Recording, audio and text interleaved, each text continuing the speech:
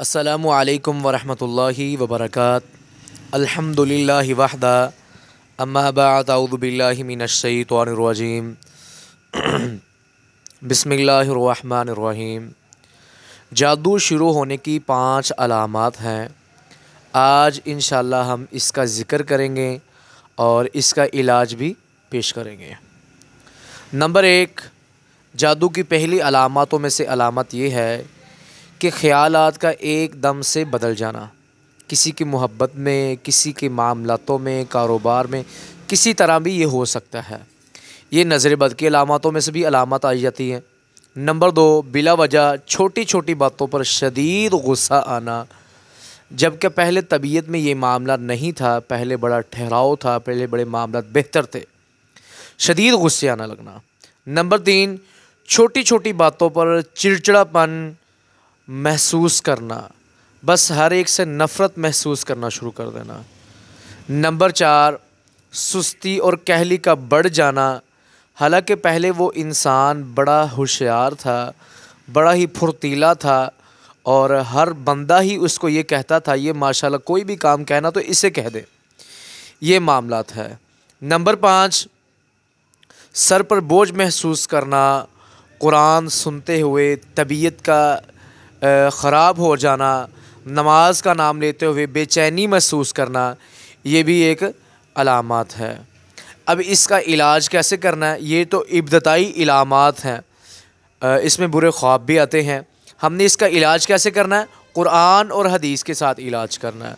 سب سے پہلے کوشش کرنی ہے کہ صبح شام کے اذکار نہ چھوڑ جائیں، جس کے بارے میں رسول اللہ صلی اللہ علیہ وسلم کا حکم بھی ہے کہ جو لوگ صبح شام کے اذکار کرتے ہیں اور کرتے رہتے ہیں، اللہ تعالیٰ انہیں ہر بیماری سے، ہر فتنے سے، ہر شر سے اسے بچا لیتا ہے۔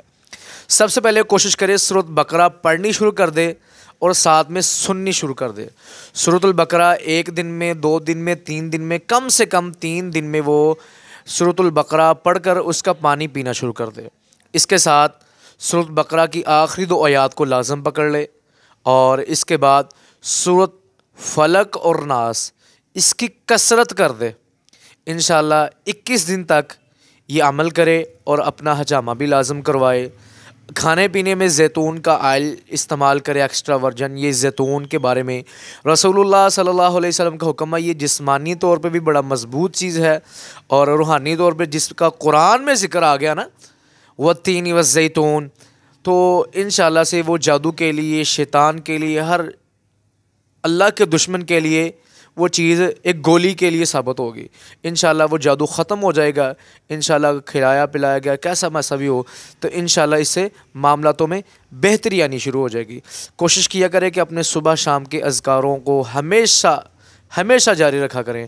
صبح شام کے اذکاروں کی بڑی زیادہ برکات ہیں اور انسان ہمیشہ اللہ کی حفاظت میں رہتا ہے، ہمیشہ انسان بیماریوں سے بچا رہتا ہے، ہمیشہ پریشانیوں سے بچا رہتا ہے، ہمیشہ مشکلاتوں سے بچا رہتا ہے، ہمیشہ ٹینشنوں سے بچا رہتا ہے۔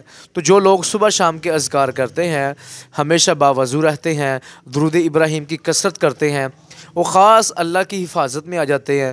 اور انشاءاللہ جو لوگ اللہ کی حفاظت میں آتے ہیں تو شیطان کبھی بھی ان کا کچھ بگاڑ نہیں سکتا۔ اللہ تعالی ہمارا حامی و ناصر ہو اور ہمیں صحیح معنوں میں قرآن اور حدیث پر عمل کرنے کی توفیق عطا فرمائے۔